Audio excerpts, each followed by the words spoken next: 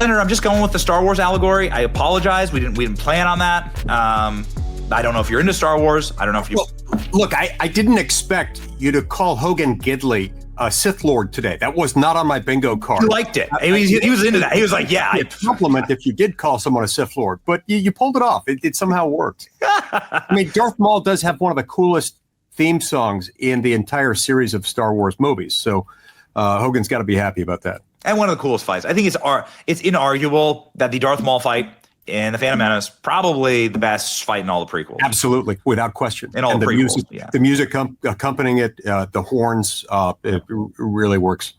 And I think it's cool to be compared to that, right? And you are one of the wise Jedi Council. So since we were just talking about Dr. Fauci, and a number of things I want to ask you, Senator, but since we were talking about Dr. Fauci, and that's in the news right now because Tulsi Gabbard says that Jay Bhattacharya, who was the chief victim, by the way, of Dr. Fauci and his attacks on science, is now investigating Dr. Fauci. And we're going to be getting to the bottom of what truly happened inside of these, the CDC and HHS organs.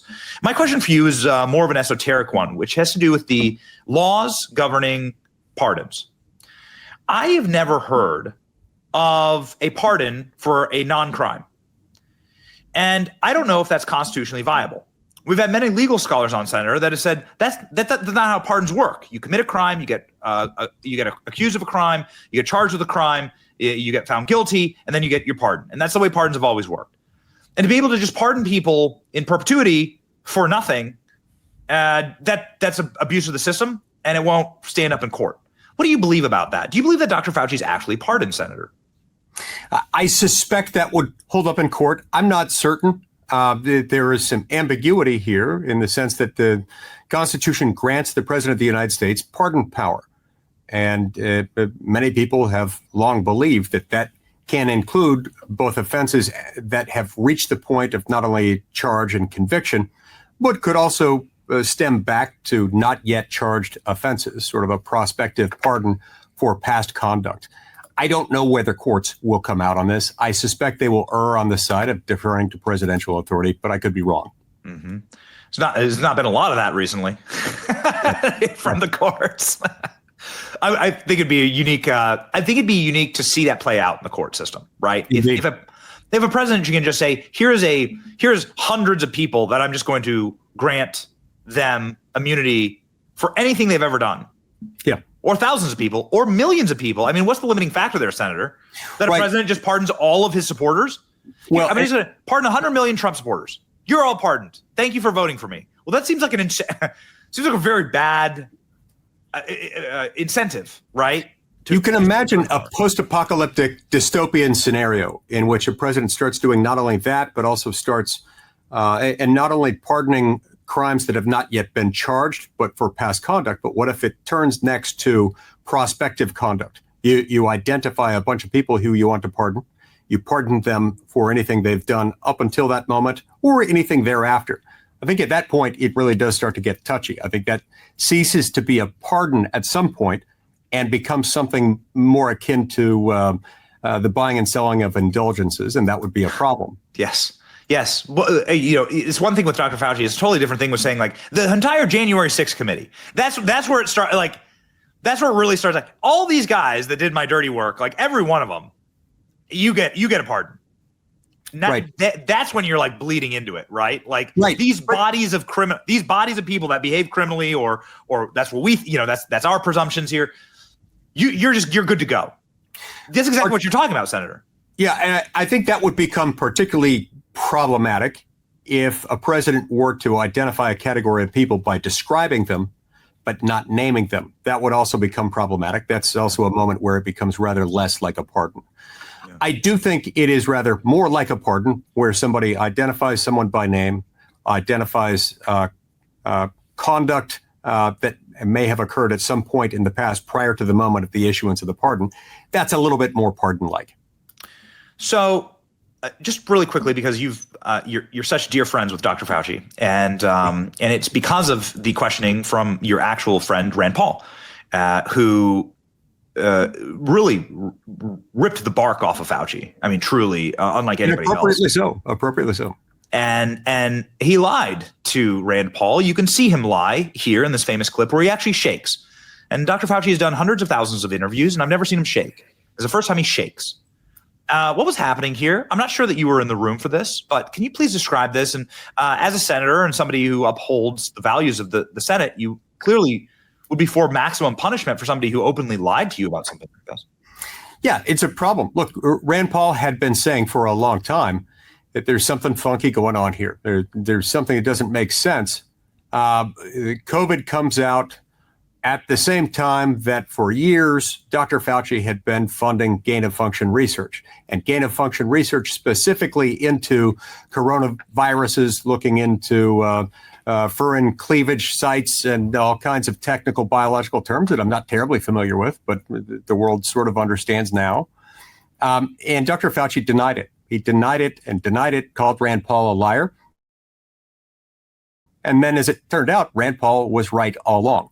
And what had in fact happened was that Dr. Fauci had understood that he had been banned from funding gain-of-function research and continued to do so after rather cleverly disguising that term by redefining the term. And that's really a problem. And it now appears that probably resulted in research being done at Wuhan, resulting in a lab leak, resulting in a lot of people getting sick, and the whole world turning on edge and being thrust even further into the depths of socialism as a result of this pandemic. A pandemic that probably was avoidable, at least in the sense that had we not funded things that we weren't supposed to be funding in the first place, perhaps this virus would never have existed enough to have been leaked into the public and spread across the world. So that's really a problem. And I think Dr. Fauci has a lot to answer for. Yeah, the spreading of socialism, you're precisely right. Communism is the actual virus, and I'm broadcasting here, unfortunately, from the state of California. Two pandemics. That's right. I started saying early during the crisis, we're facing two pandemics. One is the virus itself, and the other is the government response to the virus. And from the beginning, I started believing that it's arguable that the government response to the virus was probably worse than the virus itself. So I'm witnessing the results of the socialism communism virus here in Los Angeles, and we're detailing. We just couldn't take it that Gavin Newsom.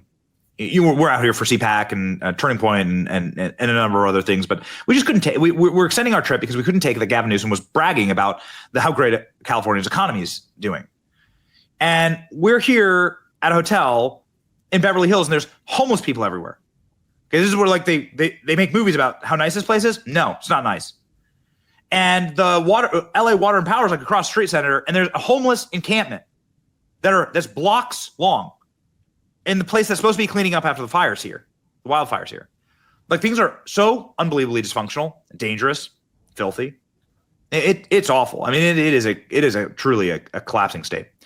The reason that the state's gotten like this is because of Democrat votes. And because of those votes switching so quickly after an enormous number of illegal criminal aliens here were granted amnesty by Ronald Reagan in a total stain on his, by the way, his legacy, destroyed the state that got him all the political power, and then one of his final acts destroys the state. The point is, I don't want that to happen to the country, and I'd like to see as many institutional fights as Republicans make to stop the Californication of the nation, which I believe was the goal, quite frankly, if the Biden administration would have been completed in a Kamala administration. Now she's running for governor here. What is the Senate doing to ensure that criminal aliens are not counted in our census, that the deportations or the judges can be reined in that are preventing those deportations, and assisting in ensuring that not just that the border is closed, but that those who are here criminally and illegally go home? Yeah. You know, we saw a lot of the problem encapsulated yesterday with the U.S. District Judge in California named Jennifer Thurston. Thank you. She issued an order essentially enjoining the U.S. Border Patrol from arresting illegal aliens without a warrant. Let's unpack that for a minute as it relates to the answer to your question.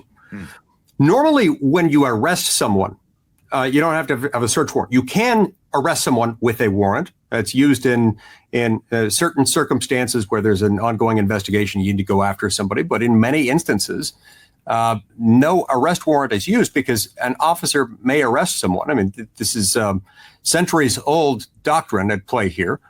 if a police officer sees and is aware of circumstances creating probable cause that a crime has been committed, the officer may arrest the person and doesn't have to have a warrant to do that.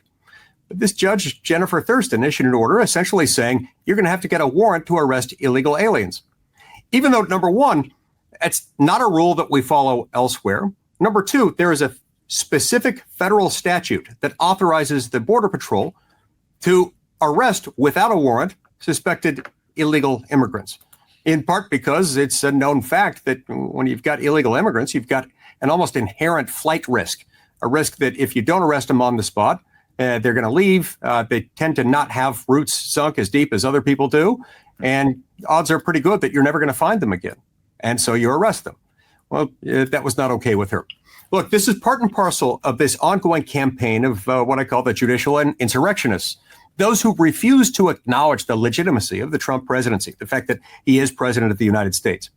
I've already introduced some legislation to try to deal with the nationwide injunction issue, the issue of injunctive relief being used to deny the president of the United States the benefits of his office. My bill would require that these types of actions be considered before a 3-judge district court panel with a direct automatic appeal to the Supreme Court of the United States so that we can get it done quickly. This thing that Judge Thurston did yesterday has got me off on a new idea, another legislative concept that I'm working on to develop into a bill, is one that would further constrain their power there, to make clear that I think we need a law saying that illegal aliens don't have a right to full process in an Article 3 federal court, that any review they might be able to have needs to be undertaken in an immigration court and not in an Article 3 federal district court. This would expedite the process of deporting these people, and we've got so many of them. And they were brought in with no process at all. None. Right. They just said, open the gates, bring them in. And just today, just in the last few minutes, right before I came on your show, I learned about a new development. They've uncovered the fact that the Biden administration had vast throngs of illegal immigrants who came in, who they knew were convicted sex offenders. And the Biden administration knowingly, intentionally released them into the public, into the American public. The treason just doesn't seem to come to an end there. So these are all reasons why we've got to pass some of these bills to make sure that we can deport people a lot faster than we're able to right now. They were brought in with no process. They shouldn't get much more process on the way out either. I'm not sure they should be entitled to any. Once we identify somebody as here illegally, that should be the end of the inquiry. Is that information public that the Biden administration knowingly let in? Yes. Okay. Yes. It's been made public just earlier this morning. And so it's one of many, many data points that we can point to, Benny, indicating why it is that I understand the impulse of the left to want to bring in and harbor people from other countries because their own voters here at home are disgusted with them. They see what happens to democratic cities, democratic states. And as you point out, Ronald Reagan, despite the good things that he did, he opened the door for California to become a deep blue sea, an apocalyptic hellscape unto itself. Yes. Democrats are seeing that their own voters at home are turning on them because of this. And so they saw this as a chance to bring in new voters from other places. And we know that for all kinds of reasons. Just look, Benny, at how aggressively they are opposing the SAVE Act. The bill that I'm running in the Senate, Chip Roy's running in the House, that would simply require you to prove that you're a U.S. citizen before you vote. The same thing that you have to do, by the way, whenever you start any new job in America. You have to fill out an I-9, and you have to prove that you're a citizen. It's not hard, nor is it hard even for people who have gotten married and changed their name. There is an easy, fast process to make that work. There ought to be no distinction between starting a job and casting a vote.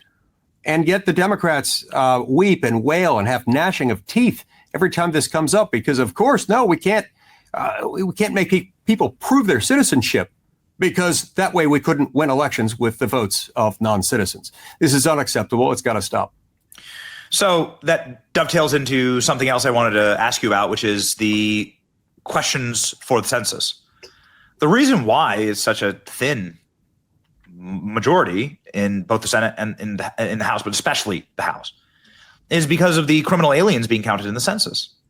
And that, of course, gives outsized and illegal representation to districts like the one that I'm in right now, where there's untold tens of thousands of illegals here that get counted like they're American citizens. And it's a scar on the face of the country, and it clearly is what leads to the end of democracies, when the people keep voting for something and they don't get it. And they wonder why. And then they say, oh, wait, the system's completely rigged. And it must be changed. It has to be changed. Is this part of the SAVE Act, Senator? Or can it be amended to potentially change the census? Could you educate me on this? Yeah, so the SAVE Act doesn't address the census. That would require either a separate piece of legislation or a separate decision by the administration as to the conduct of future censuses. But the Trump administration during the last Trump presidency tried to do this, and it ended up getting mired in a court battle. Yeah. And it never got finally resolved in time for it to fully kick in. I do think we probably are going to need legislation on this, and we probably ought to do it. There are some complicated factors there. The left is going to have some arguments that are not entirely easy to refute. One of them is that the census clause found, I believe, in Article 1, Section 3, requires an actual enumeration every 10 years of the whole number of persons in each state. One of the issues that we're going to deal with there when arguing this against the left is that they'll say that the drafters of the Constitution knew how to differentiate between those who are citizens on the one hand and the whole number of persons in each state on the other hand. And in this circumstance, they refer to the whole number of persons, and that we're therefore stuck with what's happening here, which is part of what was the evil genius behind Biden's diabolical move in bringing all these people in, is that he knew there was a chance that, constitutionally speaking, it'd be difficult or impossible for us to exclude them from the census apportionment count. And that's before we even get to the point of how census enumerations are done. I've litigated a couple of census-related cases, and therefore know a fair amount about how it's done. When they're doing this, they're not necessarily talking to every person in every household. They have all kinds of tools that they can use to estimate, to figure out which homes are inhabited, to figure out who lives where. And they don't always know or have the ability to know whether somebody is a citizen when they count them. So this is obviously, that's very interesting. I actually didn't know that. The whole number of persons. Huh. Yes, the whole number of persons in each state. And in many instances, one of the issues that I litigated 20 or so years ago was their use of a procedure known as hot deck imputation. In other words, they go from house to house looking for an actual list of how many people live there, the names and everything. In some circumstances, they can't get there. And so they utilize this procedure known as hot deck imputation, where they will look at the house and then they will assess if they can tell that it's likely inhabited. They will sometimes impute data from a neighboring house of similar size onto that house, and then they'll count that number even without knowing the specific identities of those who live there. We litigated that back in the early 2000s. I believe we were right, because I believe that the actual enumeration clause prohibited them from doing that. 13 U.S.C. Section 195 prohibits the use of a statistical sampling mechanism in performing the apportionment count. So we challenged it on that basis as well, and narrowly lost in a divided opinion. So this would complicate that as well. All of the foregoing, Benny, to the point that we've got to get these people the heck out of here. Okay. The next decennial census comes up in 2030. Yes. If they're still here, odds are pretty good that most or all of them are going to get counted, and that's going to end up disproportionately benefiting some states, most or all of which are blue states. Wow. Very quickly here, and I know that there's a vote in the Senate. Very quickly here, I just wanted to cover my home state, of which I missed terribly, Florida. Governor DeSantis says that he wants Florida National Guard members to become immigration judges. We got the post up right here. This would swiftly the process of deportations. It's exactly what you're talking about. how harsh this, how gummed up this process would be? Do you approve of this, Senator? Yeah, I love it. I've believed for a long time. Remember, immigration judges aren't actual judges in the sense that they're not appointed by the president, confirmed by the Senate. They are administrative law judges, you might say.